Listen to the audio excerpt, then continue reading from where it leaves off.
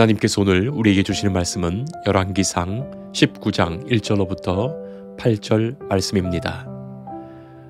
아합이 엘리야가 행한 모든 일과 그가 어떻게 모든 선지자를 칼로 죽였는지를 이세벨에게 말하니 이세벨이 사신을 엘리야에게 보내어 이르되 내가 내일 이맘때에는 반드시 내 생명을 저 사람들 중 한 사람의 생명과 같게 하리라.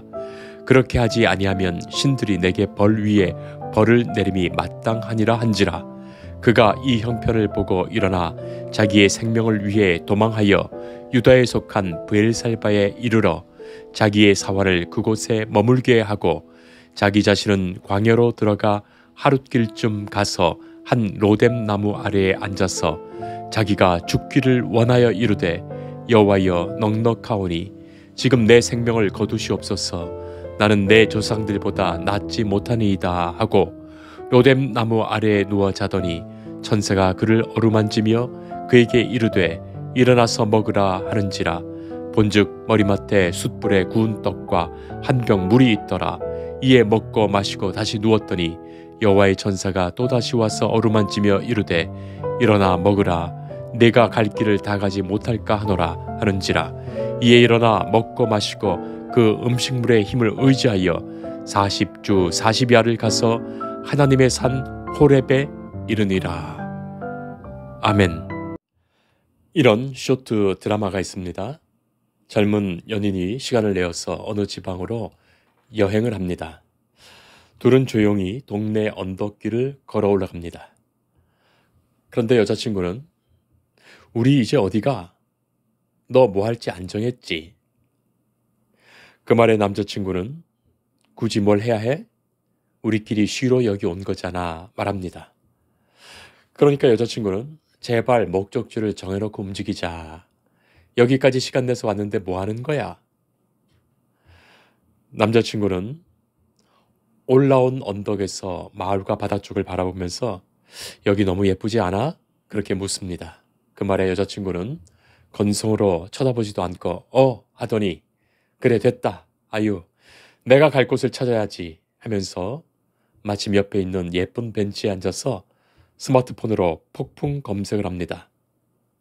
그러더니 그래 여기 가자. 여기 노을이 멋진 곳이야. 노을이 지려면 10분 남았어. 빨리 가자. 어서 가서 거기 가서 사진 찍자. 그러고는 찾은 곳 사진을 보여줍니다. 그러니까 남자친구가 말하지요. 여기가 거기야. 어쩐지 올라오면서 예쁘더라 말합니다. 그 말에 여자친구가 언덕에서 마을을 바라보니까 아름다운 노을이 바다에서부터 마을을 물들이고 있습니다. 그때 이 여자친구가 속으로 생각하여 말하지요. 어디를 가야 하는지만을 생각하다 보니 여기가 어딘지도 모르고 있었구나. 나는 뭐에 그렇게 쫓겨서 어디를 향해 가고 있었던 걸까 합니다. 성도 여러분, 우리가 살아가면서 어딘가를 열심히 달려가는데 지금 내가 있는 곳이 어딘지도 모르고 지금 내가 있는 곳의 아름다움과 행복도 모르고 정신없이 앞으로 달려가고 뱅뱅 돌고 있는 것은 아닌가 말입니다. 결국 마침내 가장 행복한 곳으로 찾아낸 곳이 다름 아닌 내가 있던 이 자리인데 말입니다.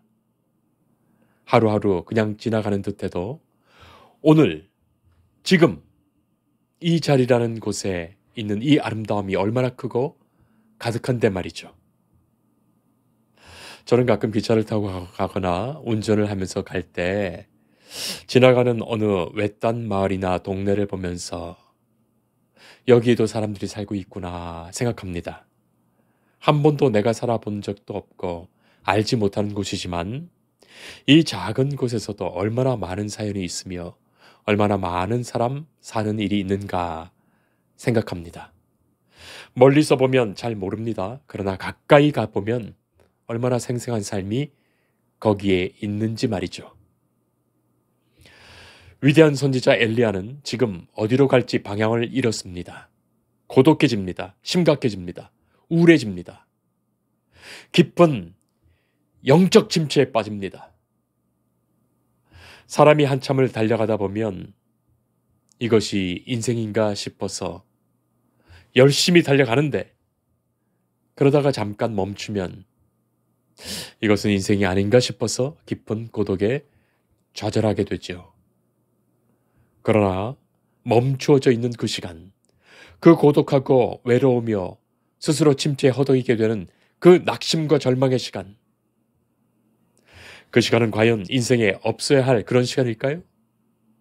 헛되고 부질없으며 차라리 살지 말아야 할 시간인가요? 엘리야는 그랬습니다. 그 위대한 영적 지도자인 엘리야가 스스로 좌절하여 낙심하며 이 심각한 우울증에, 심각한 영적 침체에서 이렇게 살 바에는 차라리 죽고 싶다고 한탄하지요. 하나님께 말합니다. 지금 내 생명을 거두어 주세요. 나는 내 조상들보다 낫지 못합니다. 이미 죽었던 내 조상들, 이미 이 땅에 없는 조상들보다 내가 낳은 것이 무엇이 있는가 하는 거예요. 나를 죽여주세요 하는 겁니다. 엘리야는 위대한 하나님의 종입니다. 이스라엘 역사에서 북이스라엘의 아합 왕 시대에 아합과 이세벨이 이스라엘을 우상의 나라로, 바알과 아세라를 섬기는 나라로 만들었을 때 하나님은 이 선지자 엘리야를 세우셔서 갈멜산에서 영적 대결하게 하시죠. 누가 천지를 창조하시고 만물을 다스리시는 하나님이신지 하늘에서 제단에 이 불을 내리는 대결로 온 천지와 생명을 창조하신 하나님을 알게 하시고 하나님만을 섬겨야 할 하나님의 백성이 이 이스라엘임을 보여주신 거예요. 바알과 아세라를 섬기는 제사장과 선지자들이 별난 발광을 다했지만 거짓 우상이 아무런 힘도 못 씁니다. 엘리야가 기도했을 때 하늘에서 제단으로 불이 떨어졌고 그 일로 엘리야는 우상의 제사장 선지자들 850명을 처단했습니다. 그리고 또 엘리야가 기도했을 때 하나님은 그 가물었던 땅에 큰 비를 내려주셔서 하나님의 위대한 역사가 나타났습니다. 이러한 역사와 능력 가운데 누가 감히 하나님을 대적할 수 있단 말입니까? 하나님의 능력이 엘리야에게 임해 있습니다. 자, 이제는 어떻게 되어야 하겠습니까? 엘리야가 이 영적 싸움에서 이처럼 위대하게 이겼으니 당당히 아합 왕 앞에 나아가고 거짓된 신을 가져온 아합의 아내 이세벨과 그 왕궁의 세력들을 처단해야 하는 것이 다음 순서 아니겠습니까? 왕궁에서 곧 어떤 기별이 올 겁니다. 그것을 엘리야는 기다렸습니다. 얼마나 위대한 비전과 포부를 가지고 의기양양하게 다음의 행보를 생각했을지 상상이 갑니다. 자, 그런데 오늘 말씀을 보면 아합이 엘리야가 행한 그 모든 일과 그가 어떻게 모든 선지자를 칼로 죽였는지를 그의 아내 이세벨에게 말하지요. 자, 이쯤 되면 이세벨이 어서 빨리 회개하거나 잘못했다고 용서를 구하거나 아니면 꽁무니를 빼면서 도망가야 하지 않겠습니까? 이세벨이 사신을 엘리야에게 보냅니다. 그런데 이 엘리야에게 전한 소식은 완전히 의외였어요. 엘리야가 기대했던 것과는 전혀 다른 것입니다. 내가 내일 이맘때에는 반드시 너를 죽이겠다 하는 죽음을 알리는 경고의 글입니다. 그것이 이세벨이 전한 소식이에요. 너를 죽여야 나의 신이 나에게 벌을 내리지 않는다 말합니다. 왕궁에서 대대적인 군사를 풀어 엘리야를 죽이러 쳐들어올 것입니다. 자, 이렇게 되었으니 엘리야가 얼마나 많은 실망을 했겠습니까? 먼저는 아합과 이세벨에 대해서 실망했습니다. 어떻게 저 위대한 하나님의 역사 앞에서 이 악인들이 조금 더 변하지 않을까? 어떻게 저렇게 더 악랄해지고 더 사악해질까? 그것이죠. 성도 여러분, 사실 악인을 돌이킨다는 것이 얼마나 어려운 일입니까? 우리 생각에는 하나님이 기적을 한번 보여주시면, 하나님의 능력과 역사를 한번 보여주시면 악한 자들이 회개하고 돌아와서 하나님 앞에 무릎 꿇고 악을 버리고 바로 설 것이라고 기대하지만 아기는 결코 그렇지 않습니다. 출애굽 당시 바로를 생각해 보세요. 죽을 때까지 더 완악해집니다. 악인이 돌아오고 구원받는 일, 그렇게 어려운 거예요. 두 번째는 엘리야는 하나님에게도 섭섭했어요. 이쯤 되면 하나님이 이렇게 하셔야 한다고 기대한 바가 왜 없었겠습니까? 하나님이 이세벨에게 당장 불을 내리시어 처단하시고 살아계신 하나님의 역사를 더 나타내 보이시면 좋을 텐데 말입니다. 왜 나를 이렇게 다시 곤고하게 하시는지, 나를 왜 이렇게 초라하게 하시는지 말이죠. 이세벨이 군대를 풀어서 자기를 죽이러 보낸다는 소식을 전해 듣고 엘리야가 기도하지는 않았겠습니까? 급하더라도 하나님의 뜻을 묻지 않았겠습니까? 그러나 하나님은 아무런 응답이 없습니다. 하나님은 외면하신 듯 아무런 말씀이 없으세요. 성도 여러분, 우리가 주의 일을 감당할 때 실망스러운 결과가 있을 수 있습니다. 그래서 우리는 우리의 기대와 그리고 나의 뜻과 나의 생각이 아니라 과정뿐만이 아니라 결과에 있어서도 하나님께 맡기며 사는 거예요. 때로는 더 큰 박해와 더 큰 시련이 기다리기도 합니다. 아니, 예수님을 보세요. 5,000명을 먹이고 죽은 자를 살리고 기적을 베푸시고 놀라운 하나님의 역사를 보여주셨지만 예수님은 오히려 마침내 조롱과 저주를 받으며 십자가에 죽으시는 거예요. 자, 이제 이런 상황에서 엘리야는 어쩔 수 없이 도망가게 됩니다. 이스라엘 땅을 벗어나서 유다에 속한 브엘세바까지 도망갑니다. 사환을 브엘세바에 두고 자신은 광야로 하루길 정도 더 들어갑니다. 사환에게도 알리지 않고 광야로 들어가서 온종일 도망가는 거예요. 그러나 그때 자기 자신이 얼마나 초라했겠습니까? 내가 지금 뭐하고 있는가 싶지 않았을까요? 며칠 전까지만 해도 제단에 불을 내리던 엘리야였습니다. 거짓 선지자들 850명을 죽였던 엘리야였습니다. 그가 기도했을 때 하늘에서 큰 비가 내렸지요. 여호와의 능력 가운데 허리를 동이고 달렸을 때 지치지 않고 아합이 탄 마차를 앞질렀던 엘리야였습니다. 자, 그런데 지금의 자기 모습이 얼마나 초라한지요. 영화 아이언맨을 보면 수트가 망가져서 더는 아이언맨이 아니고 토르가 망치를 잃어버려서 더는 토르가 아닌 것처럼 하나님이 함께 하시어 사용하실 때 그렇게 큰 능력의 종이었는데 하나님이 지금까지 잘 인도하시고 역사하셨는데 이제는 이렇게 철저히 고독해집니다. 하나님이 나와 함께하지 않는다는 생각이 듭니다. 하나님이 나를 생각하지 않으신다고 느껴집니다. 어쩌면 나를 사랑하시지 않고 나를 이렇게 버리시는가 싶습니다. 엘리야가 얼마나 큰 낙담을 했는지 내 생명을 거두시옵소서. 더는 살고 싶지 않습니다. 죽고 싶습니다. 말했던 거예요. 이 허탈함, 무력감, 자기 무너짐이 거기에 있었던 거예요. 신약 성경을 보면 사도 바울도 그랬던 때가 있었습니다. 하나님의 역사하심으로 성령의 도우심 가운데 복음 전도자로 얼마나 의기양양했습니까? 가는 곳마다 기적이 일어나고 교회가 세워지고 복음의 열매가 맺힙니다. 하나님의 사람임에 자부심이 대단했습니다. 자, 그러다가 심각한 영적 침체에 빠지는 사건이 생기고 말지요.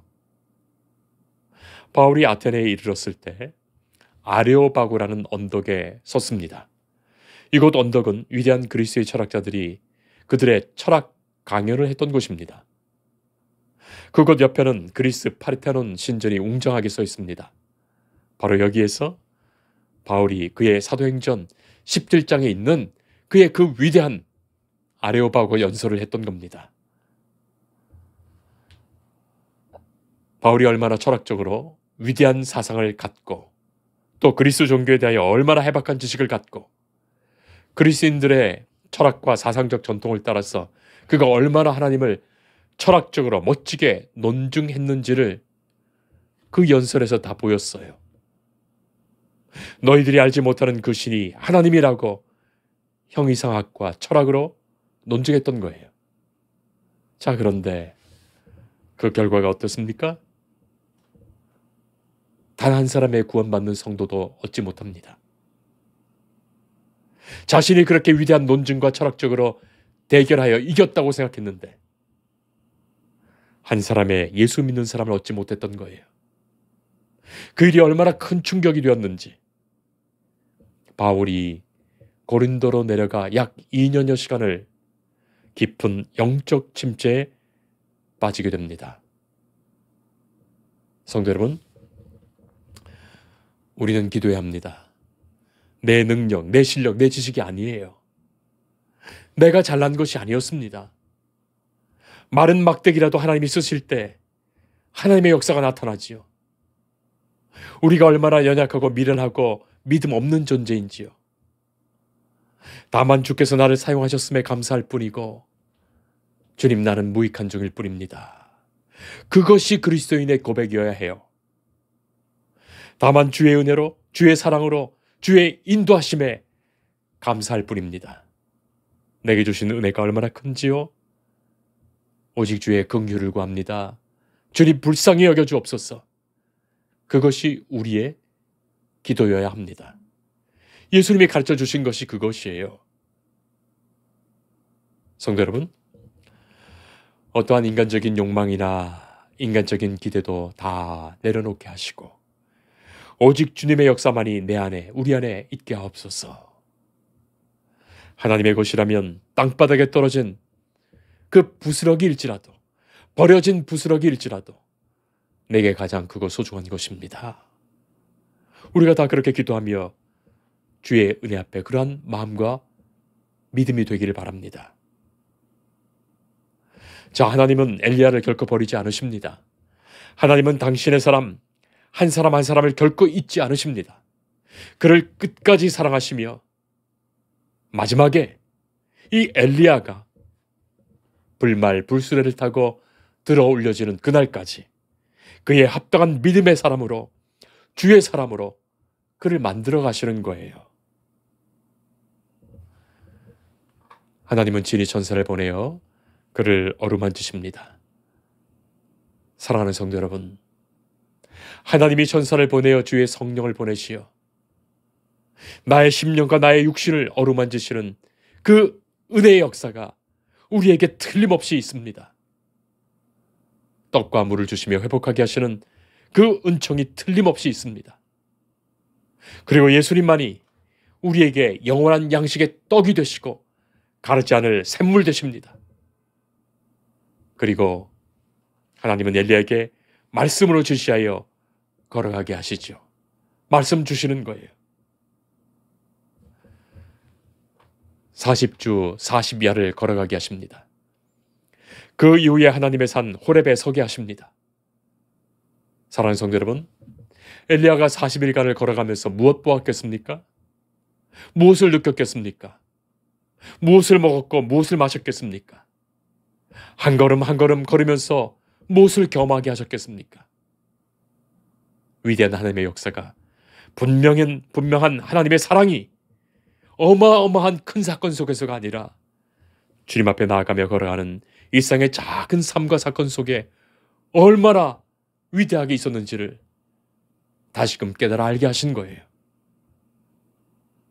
마침내 그 옛날 모세가 40주 40야를 통하여 하나님을 만났던 것처럼 엘리야는 하나님 앞에 서게 되지요. 어쩌면 인생을 살아가는 모든 날이 하나님 앞에 서기 위한 40주 40야를 걸어가는 그와 같은 여정이 아닐까요? 그 나아가는 날들이 어쩌면 매일 똑같은 길을 가는 듯 볼 수 있습니다. 그러나 날마다 걸어가는 그 길에서 순간순간 보게 하시며 경험하게 하시며 하나님이 동행하시는 그 증거를 일상에서 경험하게 하시는 거예요. 그 은혜는 한 걸음 한 걸음 걸어서만 느낄 수 있고 알 수 있는 것입니다. 바로 그 길을 오늘도 우리가 걸어가게 하시는 거예요. 내게 이미 주신 은혜가 참으로 큽니다. 다른 어떤 것이 더 있어야 되는 것이 아니라 이미 주신 그 은혜를 생각하며 오직 주의 앞에 서는 그것이 우리의 소망이요 우리의 감사가 될 수 있기를 축복합니다. 기도하겠습니다. 하나님 감사합니다. 하나님의 일하심과 역사심을 믿고 잠잠히 구하며 기다리게 하옵소서. 우리의 아픔과 고독과 침체와 곤고함에 주께서 아파하시며 우리를 어루만지시며 먹이시고 인도하십니다. 우리의 인생 여정을 갈 때 평범한 일상에 가득 임하신 주의 기적과 은혜를 경험하며 굳건한 믿음으로 새로운 감격으로 나아가며 주를 보게 하옵소서. 이 모든 일을 통하여 주 앞에 서게 하시는 영광의 날을 소망하게 하옵소서. 예수님 이름으로 기도합니다. 아멘. 주님을 늘 믿으며 그 손을 의지하고 내 몸과 마음을 바쳐서 끝까지 충성하리.